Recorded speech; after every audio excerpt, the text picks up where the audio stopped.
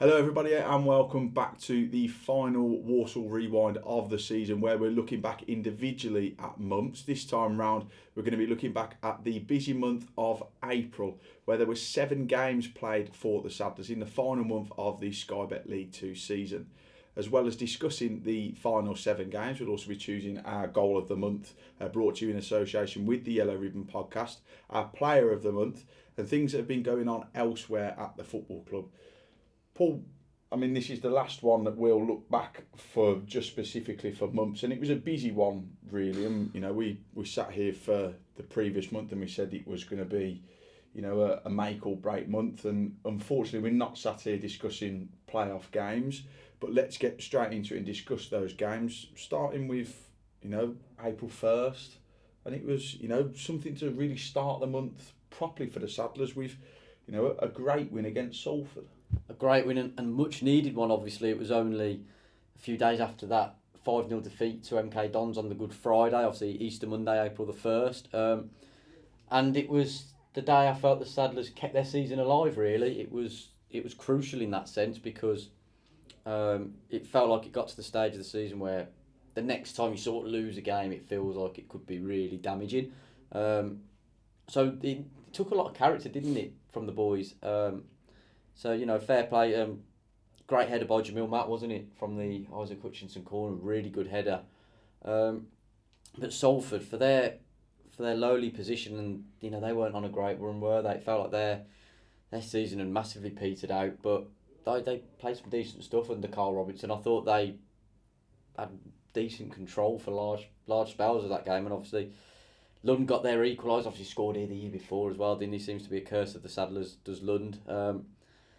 But it was to be the Saddlers' day, kept going. It was a brilliant ping by Adebayor, and it was Mo Fowl with the finish. And right at the end, great scenes here at the Powell Bescott Stadium. It was relief as well, and just rewards for keeping going and really throwing the kitchen sink at it.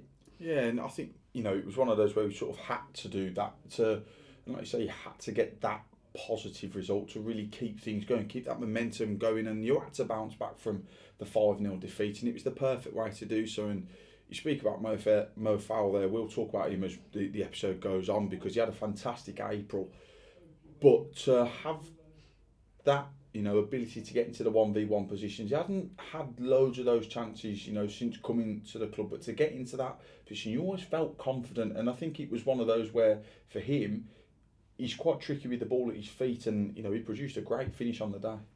He did. I mean, I know a lot of criticism was aimed at Alex Cairns on the day as well for his part, the goalkeeper, the Salford goalkeeper, but take nothing away from Mo and the composure he showed, in a pressure moment in the 6-yard box, and he just had to get it on target and make sure he, I think he gave the keeper the eyes as well, and he kept composed, kept calm, and I don't think it phases him in front of goal. But people seem to say about Mo, and like you said, we'll talk more detail about him later, but for the chances he gets, some of the ones you think he should score, perhaps he doesn't, but some of the more difficult ones and harder ones, he somehow finds the net. And I think we really saw a lot from Mo Fowl in April. I think it was a really good month for him, and like I said, we'll talk more about him, but I think that moment was probably his biggest moment in the Saddlers shirt.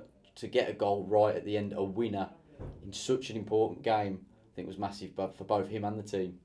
And just 6 days later we go, to Tranmere, and it's one of those where you think, quite a tricky place to go. I think they'd had some, really good results going into the game, and again, like you said, it's one of those where if you lose a game, you feel like the season may just start to peter out, but it didn't do that. And I think, going behind as we did, there was a couple of saves in there, I think, from Jackson at that point as well, which sort of kept the Saddlers in it. But going behind, it doesn't seem to phase the Saddlers away from home, throughout the course of the season. And then it was a goal right on a stroke of half-time from Jamil Matt, and then second half goals from Taylor Allen, and a fantastic shot from Brandon Conley that saw the Saddlers again come from behind on the road to pick up all 3 points, and it was the perfect away performance, wasn't it?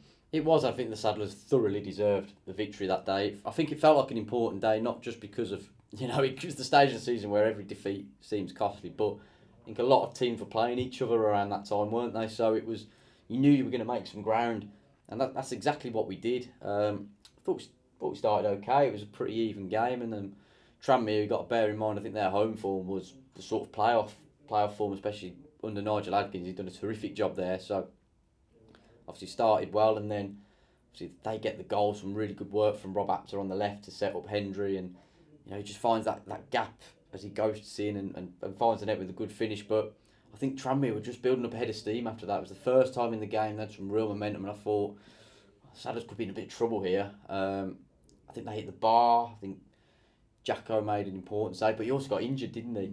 And for me, the turning point of that game was when Jacko went down injured, had some treatment, and we've seen it so many times when the lads have a regroup, they have a chat, they get together, and I think everything calms down again.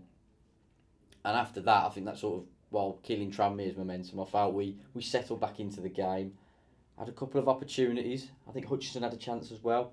But Joe Folks delivers a terrific ball. It's on a 6 punts for Jammer, and if you put crosses into the box for Jamil Matt, he's going to score goals, and that's exactly what he did. And I think the most crucial thing was the timing, right on the stroke of half time, and from then on, I felt it was one way traffic. I mean, the Taylor Allen free kick seems to elude everyone.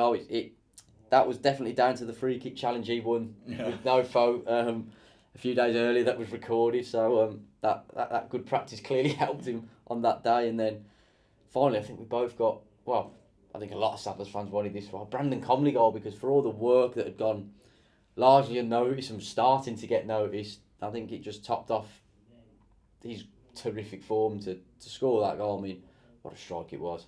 Yeah, and I think it'll come down to a point where I think, it's certainly up there for a goal of the season contender. Obviously, everyone will already know who's won goal of the season, but I think it will come down to that point where it was coming with a real close contender on that point. And like you say, the way Brandon had come on in the last couple of months of the season, the work that he does in the team was starting to then get noticed by, everybody that perhaps only watches him for 90 minutes rather than gets to watch him throughout the week. But to cap it off with a fantastic strike that it was, just again capped off that fantastic day at Tranmere.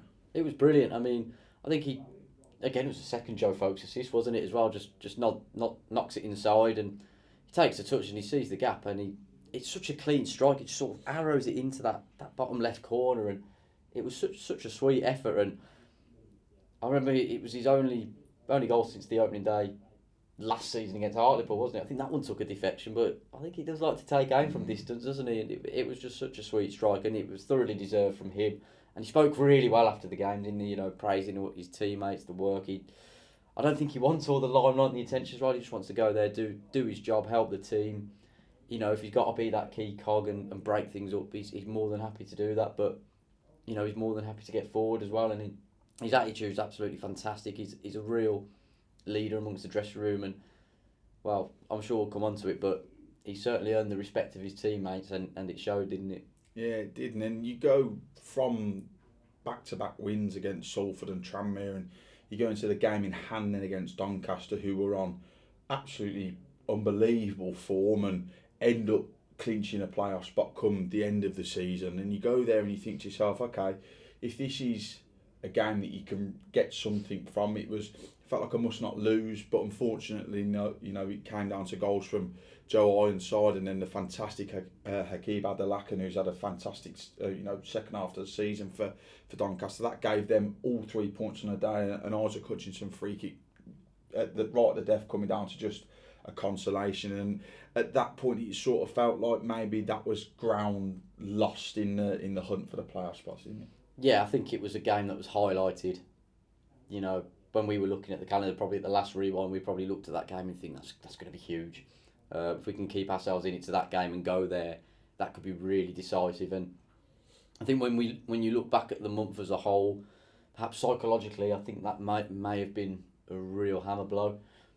Not that it was a particularly bad performance. I thought the Stadders started really well.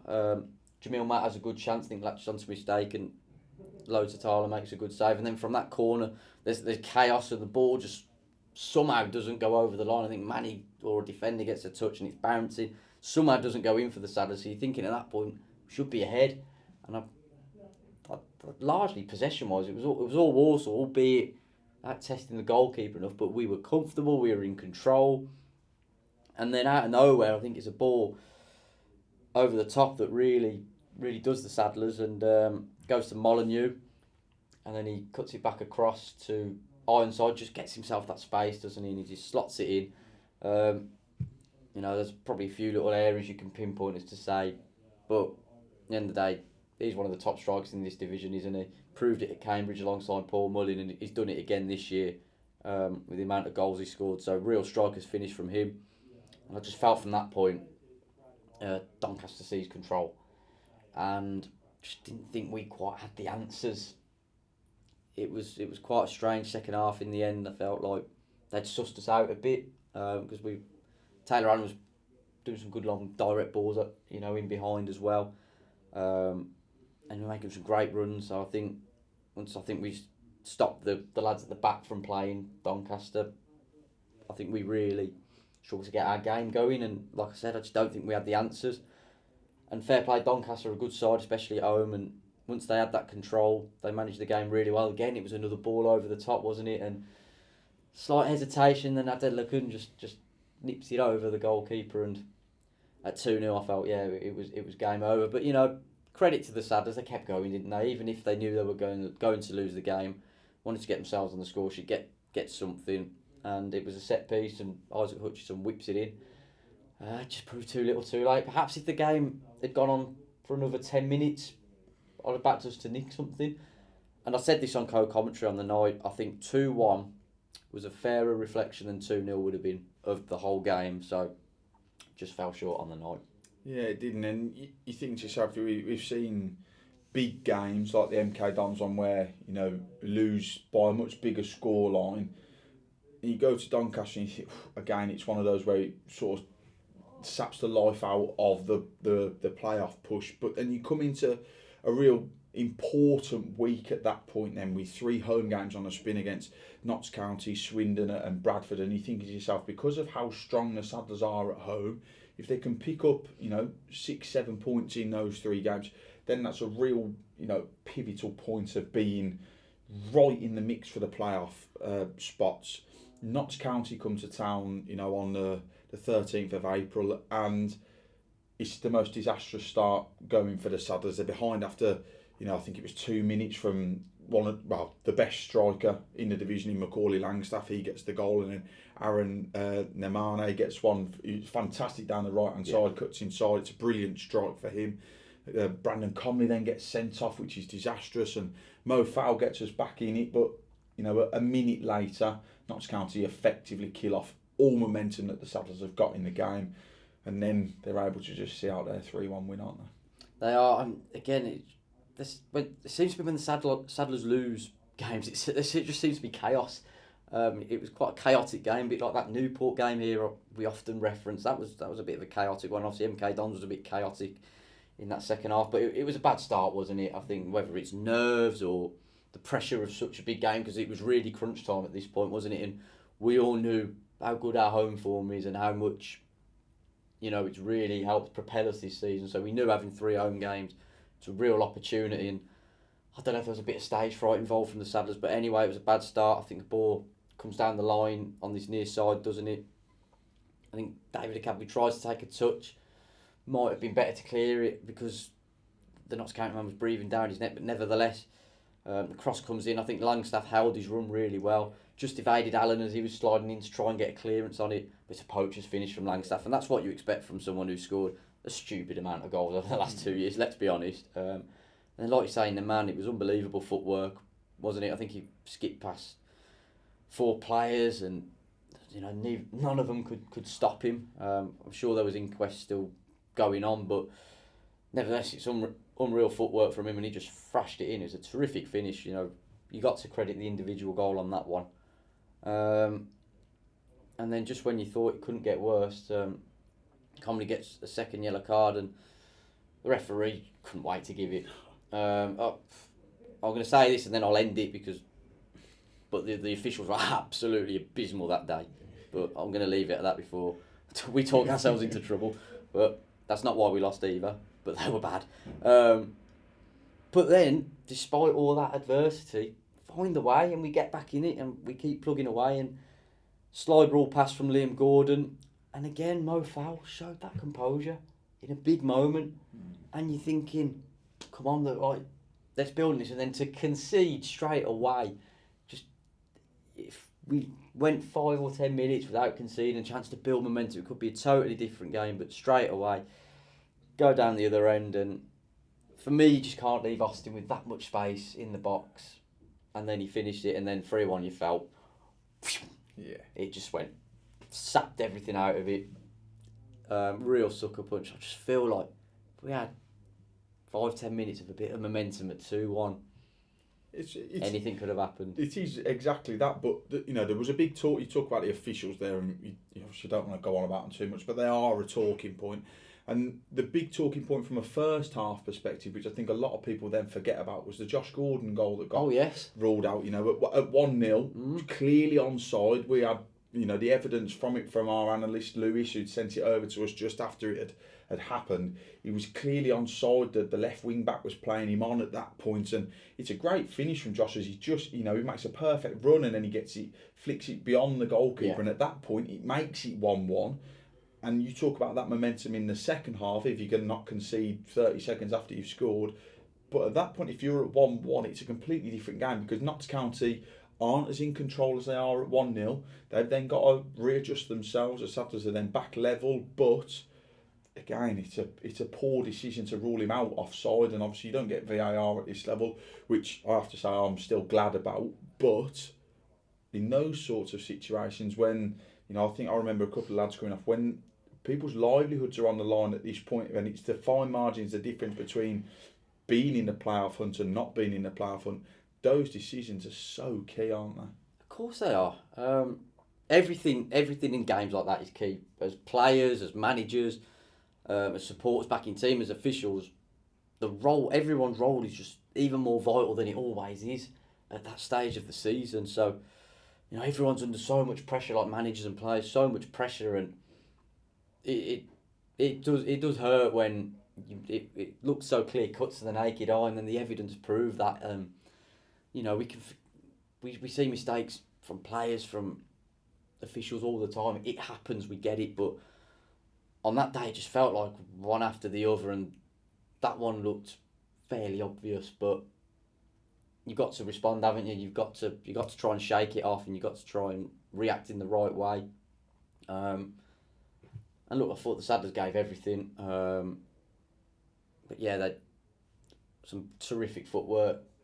Takes the game further away to go 2-0, then a red card after, I think the first yellow was a bit dubious, but yeah, it just wasn't Walsall's day, was it? Just wasn't. No, it wasn't. And then, we always talk about bouncing back. You want to have that ability to get yourself back into the mix again. And after defeat against Doncaster and then defeat against Notts County, you really are thinking at that point, okay, the playoffs are done. But then you have another game in hand against Swindon on the Tuesday the 16th, the second of the 3 games at home. Mo Fowl pops up with another goal in the 11th minute. I think it's from a set piece again. Should have had 2 moments before that. I think Josh Gordon also hit the post at that point. But the moment that I think a lot of people, particularly supporters, waited for, particularly the individual himself, DJ pops up with what is an absolutely, sublime piece. The technique on the finish for somebody who's not had that many chances inside the 6-yard box this year, inside the 18-yard box this year, on his weak foot, the half volley, it's a superb shot for him to win the game in the 89th minute as well. For me, with that finish, it's the control he had on it. I bet it's so easy just to absolutely thrash at that and sky it over or panic it. The composure and the control, and like you say, the technique to keep it down but also direct it exactly where he wants was brilliant. Got to credit Jamil Matt for the knockdown as well. Taylor Allen, ball to the back post, and Jamil Matt, pinpoint knockdown, gets himself in a great position and knocks it down perfectly for DJ, and DJ does the rest. But I think at that point at 1-1, head coach Matt Sadler really threw everything at it. He just got every forward on the pitch he possibly could, and it was gung-ho, wasn't it? And I thought the Saddlers were superb that night. Really dominant performance. I think Glatzel's goal, that was a cracker as well, by the way. But that came against the run of play. And I think we should have been out of sight before then, personally. But, you know, the way we responded conceding them was superb. We just carried on doing what we're doing. Kept getting more attackers on the pitch. And I think we got our rewards when we deserved the 3 points that night. And again, it was a keep alive sort of. You know, not only was it the euphoria from a last-minute goal, but we knew we kept our hopes alive and we were taking the race into the final home game of the season against Bradford City, who had also themselves snuck their way into contention. So it was like we're keeping it alive, trying to take it to the final day going into the Bradford game, but also try and knock a contender out as well. Yeah, and then you go into that game against Bradford, and after 16 minutes, you're thinking, whoa, you know, this is fantastic. We were 2 goals up at that point. Ryan Stirk with, you know, a great goal for him. The work from Isaac Hutchinson in the build-ups, that I think he's carried the ball, you know, 50, 60 yards into the Bradford half. And it's a great pass across the, you know, right to the edge of the 18-yard box. Sturkey takes a great touch and fantastic finish with the outside of his foot. And then Mo pops up again, gambles on it and heads it past the goalkeeper. And at that point, you're thinking, really in the driving seat here, this is exactly what we want, final home game. And then all of a sudden, the curse of former players comes back to haunt us, as it always seems to do. A ball into the box. He's got no right to get onto the end of it, but Andy Cook doing what, you know, everybody knows that he can do in this division and heads it back across goal. It's a fantastic header from him. Then, you know, at the end of the first half, another ball comes in. He heads it back across and Jamie Walker gets on the end of it. And then, again, it's another ball into the box in the second half that Cook gets a header to. Taylor Allen makes a fantastic block, but Walker's there to smash it home, and it's the complete turnaround from Bradford. And Walker had a real eventful day because he ended up getting sent off for a second booking. But at that point, really then, with the games in hand that were being played elsewhere in the division in the following Tuesday, it was at that moment where I think a lot of people thought, that's our playoff hopes done. Yeah, I remember that start when we were 2-0 up. I was like, it's actually happening. I was like, oh my God. What a start. And, you know, we talk about Isaac Hutchinson, what a season he's had, by the way. And it was a brilliant run. And for me, it was the weight of pass into Sturkey. And it was lovely control from Ryan and a great finish for his third goal. I want to give him a mention, actually. I think it's been really good. I think in April, he got himself back into the team, didn't he? And I thought he was solid again. I think he's had a really good first season, and be interesting to see what would have happened had he not got injured as well, and how the dynamics would have been throughout the campaign. But I really enjoyed watching Ryan Sturt this season, and nice to see him get a goal. And then it was great anticipation on the hesitant defending by Mo, wasn't it? I think that was his 3rd goal in 3 games, his 4th of the month. So, you know, the confidence he had and the form and the, you know, I think that was that striker's instinct that he's got. You know, I was speaking to him before the Bradford game, and, you know, he was sort of happy with his goal return, but he was like, I could have had a lot more. I think he was on, before the Bradford game, I think he was on 5 for us at that point. He's thinking, I could have been on 7 or 8. But then we were sort of saying, you know, he gets himself into the positions. Yes, he's missed a few, but he's always in the positions or gives himself the opportunity to score a goal. And by sort of being on the shoulder like he was, you know, I think it was Jackson Smith's ball over the top, wasn't it? Just by being that presence and making defenders think about it. The goal and the defender both hesitated, and up he pops, and then up he pops. That's what the season's done to me. Been a long year. Gets that second goal, and we're absolutely flying. But I think we'll talk about balls into the box from this game and into the next game. But I think the Saddlers had an end of season Achilles heel. Ball into the box, and it's Andy Cook, who I think he outmuscles, was it Joe Folks at the back post? I think it is. Yeah. And that's his bread and butter, isn't it? Stooped high, and then again it's a ball into the box from a free kick. And he won the first contact, and Walker was there to nod it home. And I think in the third goal, I think Cook wins the first contact again. And I think he wins first contact. Yeah, Tyler Allen blocks it, and then on the rebound he scores. So it's like, felt like Saddlers didn't learn the lessons on the day, because the same thing kept happening. And again, that Sadler threw the kitchen sink at it. Every attacking player he could have thrown on was thrown on. I think Tom Knowles crashed something against the bar and it bounced everywhere again. And at that point, I was like, yeah, this is not our day again, is it? It seemed like another chaotic game, another red card as well. But I think for all the Sadlers, everything they threw at it, I just didn't feel like the keeper was tested quite enough. But it weren't for the want of trying, and it was horrible seeing how gutted all the lads were, because you can't fault their efforts, and everything they tried to be inventive. They just gave absolutely everything to it, but it was just three similar situations that undone them, and yeah, it was a tough one to take for everyone at the club, wasn't it? Yeah, it was, and with the way the results then went on the Tuesday night following that, it kept us in it on the final day, which I think anybody at the football club, if you were to say that we were still going to be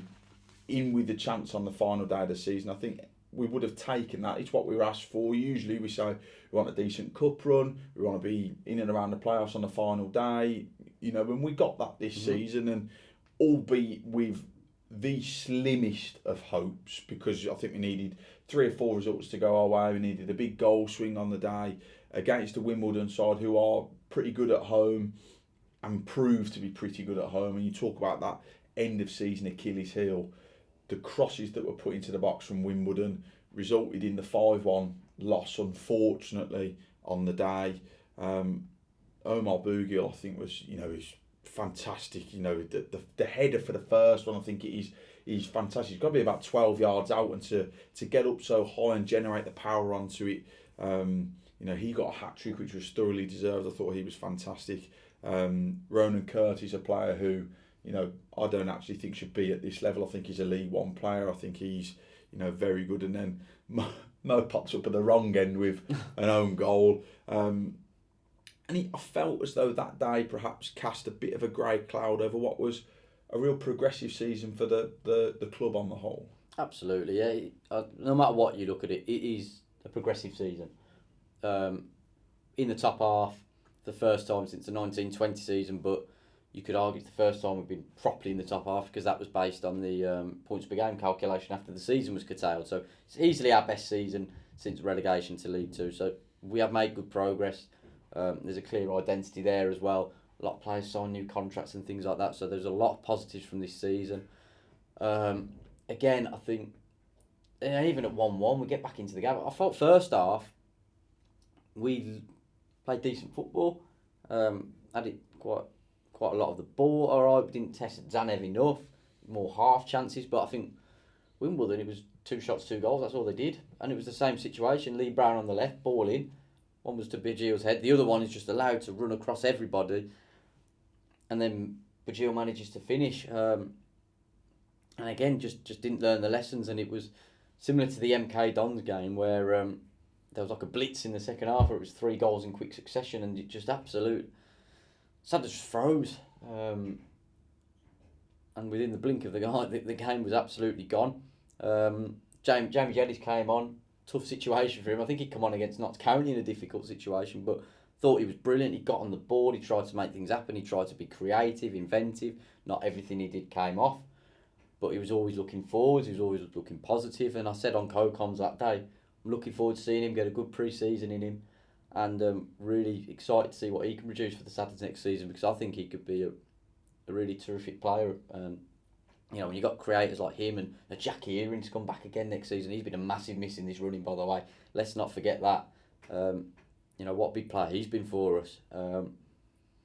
But yeah, I think in terms of the game at Wimbledon, balls into the box, for the end of season Achilles heel, that's literally, it's as simple as that for me, that game. But one thing I want to mention, in the 8th minute we did sadly remember Verity, who was a massive Sadler's fan. Sadly passed away recently. I know Matt Sadler went to visit her family as well. The thoughts of everyone at Walsall Football Club are with Verity's family at this really difficult time, and it was nice to see the Wimbledon fans and the Sadler's fans, or take part in that minute's applause to remember Verity, who was an avid Sadler's fan. I think she walked out with Liam Gordon at a game as well. So thoughts are with Verity's family. Yeah, it was really difficult to hear that news, and thoughts are with Verity's family. We'd also like to extend a massive thank you to everybody at Wimbledon who, got involved with that means applause. It was great to see that the club immediately took on that role to, when we announced that it was something that we wanted to do as a club and as supporters, it was great to see immediately Wimbledon took that on as well. So a massive thank you to those guys over there, and, like I say, thoughts from everybody at the football club are with Verity's family at this incredibly difficult time for them. That was the final game of the month, Paul, the final game of what's been a turbulent season, plenty of ups and downs as there always are. But purely looking for the month of April, who would be your player of the month? I've gone with Mo Fowl. I think, was it 4 goals? Yep. Yeah, 4 goals. 5 if you include the own goal. But I I don't think he won that one now. But no, I think he really hit a bit of form in April, didn't he? And, yes, someone like, hang on, he did miss a couple of chances, but like I said, he gets himself into the positions. He's shown he can play a bit as well. He's good with his feet, some instinctive finishes as well. And I think he's ended on 6 goals for the Saddlers, which not a bad return having come in January. And I think Matt Sadler said in one of his interviews he reminds him of Elijah Adebayo in his first season as he was developing. So very interesting to see how Mo Fowl develops in the coming years. I've enjoyed working with him. I think he's a great lad as well, and thought he had a really good April. So he's my player of the month. Yeah, I've got to agree. I've got exactly the same things down here. He had a real progressive month, sort of found his feet, and like I say, although he missed a couple of chances during his time with the club and during that that month of April, he was still getting himself in the positions. He still popped up with really important goals for us, and as a lone player coming in, particularly the strikers, we always say from January time, if somebody's popping up with 6, 7, 8 goals, it's a great return for them. And it can always be really difficult for lone players to come in, particularly in January when the squad's sort of settled already. But he did settle in. He got the goals, particularly in April. So it was a great end to the season for him. Talk about the goals. What would be your goal of the month for April? Got to be Comley's at Tranmere. One, because it was Brandon Comley. I really wanted Brandon Comley to get a goal. 2, clinch the win. 2-goal cushion, and what a strike it was, just arrowed into that far left corner. I think he saw the gap and he picked it out superbly. So, yeah, it's got to be Comley's for me. Mine, I'm not going with you on this, so I'm going to go for DJs against Swindon. I thought because of the technique on it, just how good it was to keep it down, the accuracy, the precision on it. I thought, for somebody who's not had loads of game time and not many chances in and around the 18-yard box, I thought for that's my goal of the month. You've heard our goal of the month choices. It's now time for you to choose yours, although we've already had our goal of the season vote, which was given to Isaac Hutchinson for his fantastic strike here at the Poundland Bescott Stadium in the 1-0 win against Colchester. We still need you to choose your goal of the month for April. Goal of the Month is brought to you in association with the Yellow Ribbon Podcast. In April, the guys from the Yellow Ribbon Podcast released a number of new episodes, including a look back on the whole of the 2023-24 season. These episodes can now be listened to both on Spotify and Apple Podcasts. Elsewhere at the football club this month, the conference and events team have been busy with the launch of their Christmas events calendar, with fantastic nights here at the Poundland Bescott Stadium, like Sold Out and Through the Decades, once again coming back here in December. Current members at the football club will receive 10% off their bookings right up until the events actually happen in December. So for further information on these Christmas nights, head over to wfcthevenue.co.uk. Moving into our commercial department, the team would like to pass on its thanks to all of the sponsors that have supported the club throughout the entirety of the 23-24 season. At the end of April, we hosted our end-of-season awards dinner where Isaac Hutchinson picked up a hat-trick of awards after being crowned Supporters Player of the Season, as well as getting the top scorer and goal of the season accolades. The commercial department would like to once again thank SPV, S&S Steelstock, Pallet Track, Hayward Transport and Poundland, who all sponsored awards on the night. Finally, on the retail side of things at the club, we are now in a mega clearance sale in the club shop on all Araya items, after it was announced that the technical kit suppliers won't be partnering with the club for the upcoming 24-25 season. I think that's everything covered from a non-footballing perspective there. Paul, you've got some updates from an academy perspective as well. Yeah, the academy have had quite a few games. Obviously, they've finished their season now. Obviously, one game will roll into May. But April, their first game in April was a 1-0 defeat to Carlisle, which is then followed by another narrow 2-1 defeat. 2-1 defeat to Morecambe away as well. So narrow defeats, and then at home again another narrow defeat, 2-1 to Blackpool. So tight games for them, but unfortunately then quite a hefty one away at Accrington, 5-1, and then at home there was a 4-2 defeat against Wrexham, but then a solid 0-0 draw with Carlisle, and then in the last game of the season it was a 1-0 defeat away at Preston, who were the champions. So only a narrow defeat against the eventual winners of the division.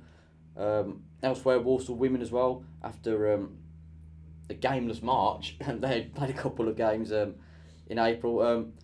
They actually had a 1-1 draw away at the league leaders, Telford. So Devon Barrett got the goal there. That was a respectable result. And then on the flip side, they went away to bottom of the division. Darlaston won 3-1. Mia Fellows scored a hat-trick. She's had an unbelievable season. Top scorer for Walsall women. She's been terrific. And their last game is on Sunday the 12th of May against Newcastle Town Ladies. So they'll be hoping to try and finish in the top 4. I think that's the aim Steve Guest wanted for the season, and they'll get that game finished. Then it's all about waiting for other results to come in. And then we'll have the final league table to Walsall women. So good luck to them for their game. You mentioned the academy results there. People looking at those, hearing those for perhaps the first time, might look at it and think, okay, it's a result. Football is always going to be about a results business, but as Rob Williams has always said to us, to people who he speaks to, those sorts of games are not necessarily about the results. It's about the development of young players. The key word that we've always had is that pathway into the first team. And whilst defeats obviously can sometimes damage confidence, those lads that are playing in that are then going in to go and train with the first team, it's all about that progression. And we've got to remember there are a lot of players that are playing in the under-18s that are then out on loan, and you then have to push the younger groups up, and it is all about getting that experience, isn't it, in those teams? That's exactly it. You've hit the nail on the head, where Rob and Ryan have both mentioned this a lot, but a lot of the second years are out on loan, getting experience in men's football, and that's not only good for them from a football perspective, but it means they've got more contacts. There's more people out in non-league who know who they are, and I think there's a piece with Ryan Simmons on saddlers.co.uk, and he gives a lot of insight about this, but he talks about, for them as people, that they want to be fair to them, like they want more people to know who they are and see them playing. So if they're out in non-league and people are watching them, and we know what football is like, not everyone can unfortunately be offered a pro deal.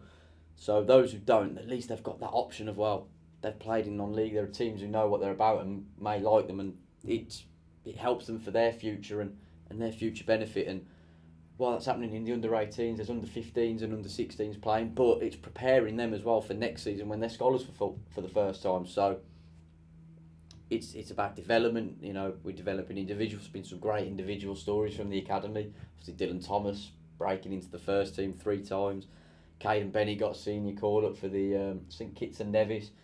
Charlie Ragg and Jay Layden have scored bucketfuls of goals and are both in double figures for assists. So there's clearly individual talent developing, and I'm sure results will improve as the seasons go on, and you'll see good signs coming from the academy. But there's a lot of hard work being done, and scores can be a bit skewy where you've got teams full of second year scholars effectively, whilst we're playing teams largely of under 16s and a few 17s. So there's more to be read into the scores, but I think individual development, and there's a lot of good work going in the academy, that's for certain.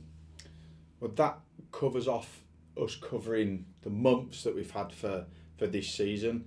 It won't be our last rewind for this season, as to say. We're going to be joined by head coach Matt Sadler on the next Walsall Rewind as we take a look back at the full season of 23-24. It was Sad's first season in charge as a head coach, a full-time head coach. We'll We'll be talking to him about, you know, what it's been like for him, his own development, what things he's learnt personally, what things he's learnt as a group, what he's been able to take off the likes of Gary Waddock in there, who's a, you know, seasoned professional in the game. Everything he's been able to take off him, what his coaching staff on the whole have been like, what he's seen from the players that he's learnt off.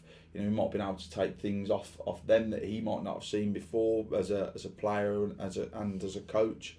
So we're really, you know, excited about welcoming him on and getting his full inside track as to what the season's been like from his perspective. But news that also broke in April, Paul, was that Sads had signed a new contract with the club. He's often spoken to us, to the external press, that's WM, Express and Star, about stability at football clubs and about building things. But how important is it to have a foundation from the top of the footballing pyramid at the football club, then building down from him? We've seen the contracts given out to a number of the players. How important is it, particularly going into summer when you're trying to attract players, to have a head coach that's stable now? Absolutely, like you say, going into the summer as well, going into a transfer window, it's great to know that, you know, the manager's just signed a new contract and has that backing from those above him. I think Ben Boycott spoke about the stability as well and the build, and again, Matt's also spoke about the build. We're building. We've laid a lot of good foundations this season, and we only want to build on that further and improve next season and keep those building blocks coming. And it's a sign of the progress. I think it's really good news. I was delighted to find out that he'd signed a new deal, and you know, it's really good news for the club. And I think now the focus can just be on the summer and obviously having a rest first and foremost, but then really focused on building a team, well, building on the good team we've already got, because let's not forget the good players we've got in the building. So just making those tweaks and making those adjustments and be fit and firing, ready to go for next season. And we all know how quickly it's going to roll around, but I'm looking forward to having a chat with Matt Sadler and sort of digesting the last season and the progress that's been made. And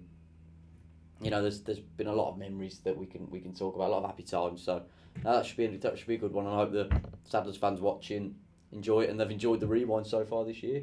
Yeah, that'll be one that'll come out at some point in May. We're really looking forward to sitting down with Matt. Like Paul just said there, we hope everybody's enjoyed the rewind this year. It's been a new feature for us. You know, we talk about all this sort of stuff in the office on a day-to-day basis, and we hope that you've enjoyed sitting through 40-minute episodes of us just digesting the months on the whole.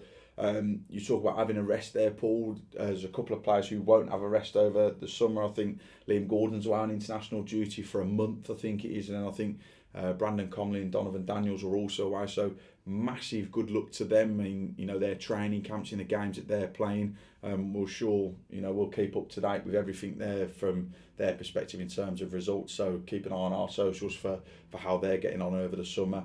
I think that just leaves us again just to say thank you for your support on the rewind. Everyone who's watched, everybody who's commented, everybody who's shown, you know, support to this. It was a venture that we wanted to take, and we've really enjoyed it. We hope you guys have enjoyed it as well. So thank you for your support. Watching this out there at the Poundland Bescott Stadium, all up and down the country this year, you've been superb as supporters. So, you know, from everybody at the club, thank you very much, and we hope you have a lovely summer. We hope you've got plenty of news to keep you up to date with, you know, whether that's players coming in. We'll have new kit sponsors, new kit manufacturers to announce. So, you know, keep your eyes peeled on our socials, on our website, and we'll hopefully have plenty of things to come for you.